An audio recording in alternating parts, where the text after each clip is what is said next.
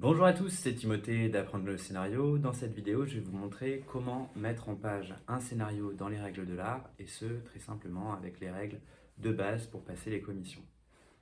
Alors, avant de commencer, n'oubliez pas de télécharger votre modèle de scénario. Je l'ai fait sur Word, sur Pages et sur OpenOffice. Donc, ça vous permettra de le faire de votre côté extrêmement simplement. Pas besoin de logiciel bien particulier. Simplement, l'un de ces trois logiciels fonctionnera très bien et vous aurez les styles déjà appliqués. Ça vous aidera, j'en suis certain. N'oubliez pas de télécharger également votre kit de débutant gratuit avec une tonne de cadeaux pour vous aider à commencer votre chemin en tant que jeune scénariste. Et sans plus attendre, on va commencer. Tout d'abord, on va parler de l'entête. L'entête, c'est ce qui vient diviser chacune de vos séquences. Alors, pour l'entête, on va mettre d'abord le numéro de scène en majuscule, puis choisir si c'est un intérieur ou un extérieur. Si c'est dans un lieu clos, on va dire intérieur. Si c'est dans un lieu qui ne l'est pas, on va passer en extérieur. On va donner ensuite le lieu, par exemple chambre Timothée, en l'occurrence on va dire numéro de scène 1, intérieur, le lieu chambre ou salon, qu'importe, et jour ou nuit, c'est la dernière chose à mettre. Est-ce que c'est en journée ou est-ce que c'est de nuit? Donc là, on n'est plus sur un indice, non pas en disant après 18h c'est la nuit, non pas du tout. On est vraiment sur l'état de la lumière extérieure. Est-ce que le soleil s'est couché ou non? Et là, ça va vous permettre de donner une indication de ce genre-là. Et c'est très important, notamment pour budgétiser un film. Les journées de nuit coûtent les jours de travail de nuit sont un peu plus chers que les jours de les pleines journées. Donc voilà, c'est important de le mettre. Donc l'entête, si on résume, sert à situer dans le temps votre scène. Il sert également à situer votre scène dans l'espace. On le met bien en majuscule et en gras. Bien sûr, on ne met pas le titre de la scène, ça c'est vraiment important. Vous n'êtes pas en train d'écrire un chapitre de roman, pas du tout, d'envolée lyrique sur ce point-là. Et on le met bien au-dessus de chaque scène. Alors, maintenant, passons aux descriptions narratives, puisque un scénario, c'est pas simplement des dialogues, on a aussi des descriptions. Quand quelque chose se passe, ou que c'est simplement un personnage qui va faire une action, il va falloir la décrire. Bien entendu, il faut décrire ce que l'on voit et ce que l'on entend. Donc évitez les pensées du personnage, même, je dirais même au-delà d'éviter, ne le faites pas. C'est la grande différence entre un roman et un scénario. Sur un roman, vous pouvez vous permettre de vous dire, là, mettons, si on prend cette vidéo, somme toute, très sommaire sur YouTube, Timothée pense à quel point il est fatigué, par exemple. Et bien ça, on va absolument pas le mettre. La description va être au présent, Timothée a des cernes. Voilà. Et on laisse le lecteur s'imaginer les conséquences de cette description. Donc ça, c'est hyper important. Alors, donc je l'ai dit, pas besoin de dire ce que pense le personnage. On écrit en langage visuel, on évite d'écrire un livre. On écrit bien au présent, pas d'imparfait, pas de passé composé, simplement du présent. Il faut être le plus clair possible et éviter les effets de style. Je sais qu'au début, on a tendance à mettre des petites métaphores, dire Timothée semblait fané comme une rose qui aurait été coupée. C'est pas une mauvaise idée dans un livre, c'est un peu cliché, mais évitez vos envolées romantiques, ça ne sert pas à grand chose, il faut être le plus clair possible.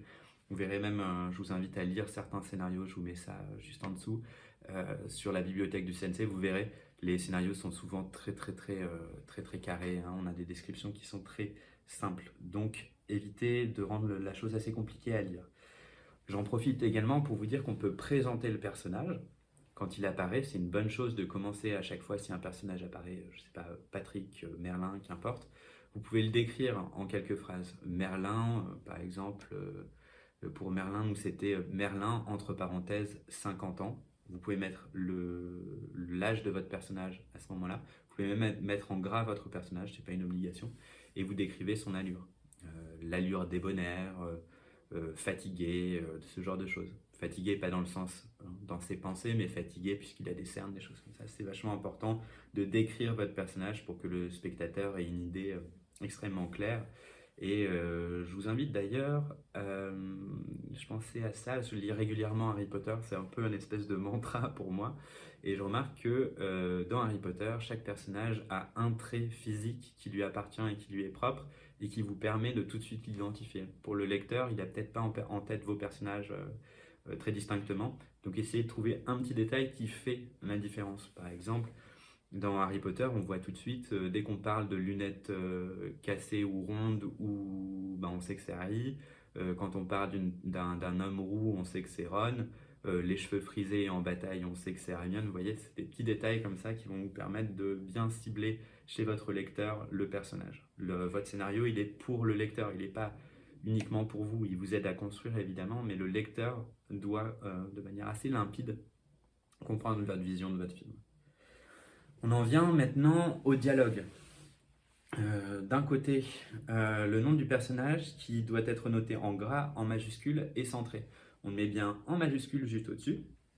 Ensuite, on peut mettre les didascalies, ça va être entre parenthèses, en italique. Vous allez pouvoir dire, par exemple, Merlin, entre parenthèses, énervé.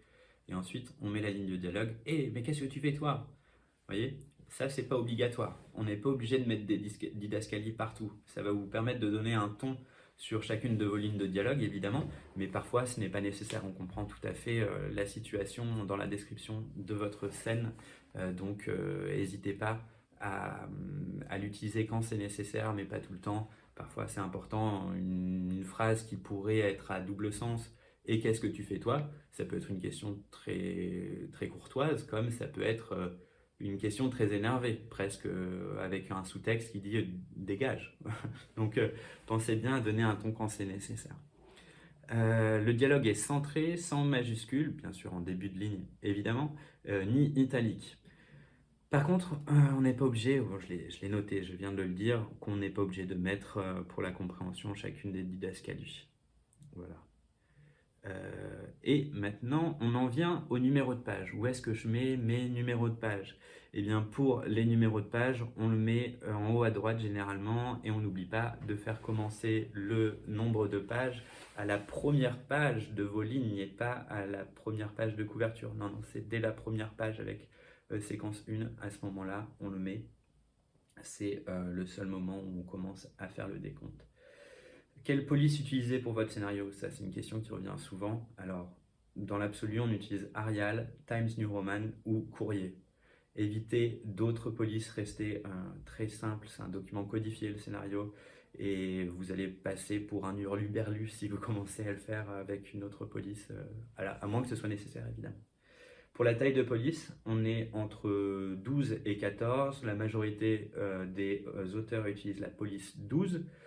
Vous pouvez changer, tout ça, ça dépend, mais bon, évitez trop petit ou trop grand. On est entre 12 et 14 et c'est très bien. Au niveau de l'interligne, on est à 1 ou à 1,5. Ce qu'il faut penser, c'est en fonction du rythme de votre film. On se dit toujours qu'une page égale à 1 minute de film. Donc ça vous permet d'avoir un curseur beaucoup plus précis. Ça reste des règles qui sont présentes de manière générale, mais qui ne sont pas appliquées à la lettre. On peut se permettre quelques libertés, mais pas trop, évidemment. Donc revenons d'ailleurs sur les libertés. On peut se permettre des libertés. Ça m'est arrivé de lire des scénarios qui étaient faits avec des cadres ou qui étaient faits avec des sauts de page pour des moments très rythmés. J'ai vu aussi un scénario qui avait eu des superheads et qui était très joli d'ailleurs, où une personne avait écrit un film qui se passait en, je sais pas, il y avait peut-être 3 ou 4 langues différentes dans le film, et cette personne avait mis en couleur chacune des lignes en fonction, avec une petite légende en fonction du langage parlé. Donc ce qui était en chinois était en rouge, ce qui était en allemand était en vert, vous voyez, ce genre de choses. C'est tout à fait possible, en fonction du besoin du film, ce qui est un cas assez rare mais qui peut arriver, d'utiliser ce genre de code. Est-ce qu'on peut mettre des images dans le scénario?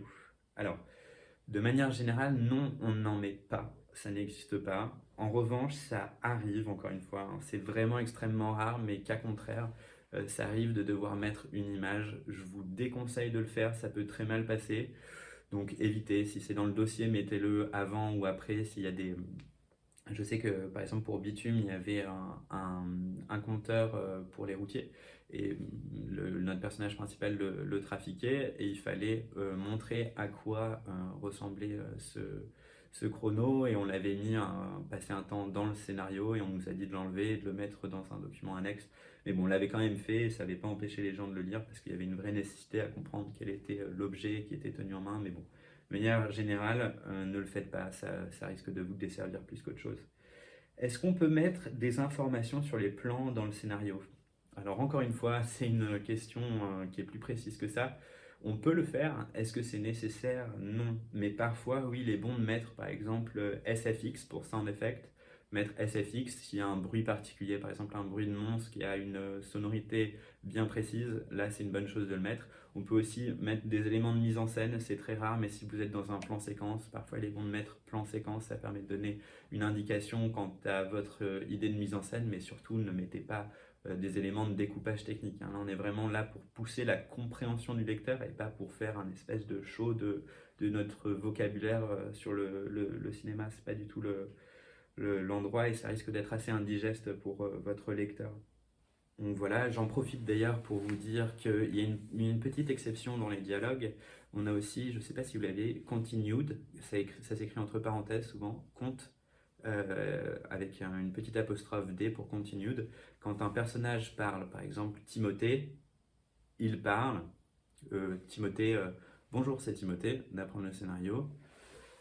Là on passe à une description, il se lève, il se rassoit. Aujourd'hui, on va vous parler de cette vidéo, de ce chapitre. Et bien là, on va mettre continue juste avant, puisqu'il n'y a pas eu d'échange entre deux personnages. Je parle tout seul à une caméra. Donc voilà, on prend Timothée, le dialogue, la description, puis continued, C-O-N-T apostrophe D, et on fait la deuxième phrase que je viens de dire. Donc là, c'est une petite parenthèse, mais c'est important de le savoir. Voilà, j'espère que j'ai répondu à toutes vos questions. N'hésitez pas à télécharger vos ressources gratuites et puis à plus. Ciao!